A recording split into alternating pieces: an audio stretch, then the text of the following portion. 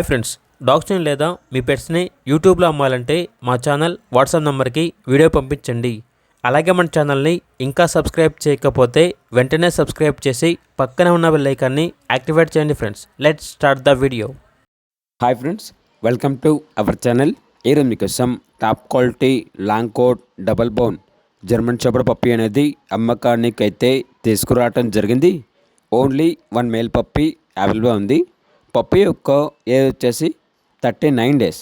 Transportation AP మరియు తెలంగాణ ఈ 2 స్టేట్స్కి ప్రొవైడ్ చేస్తారు.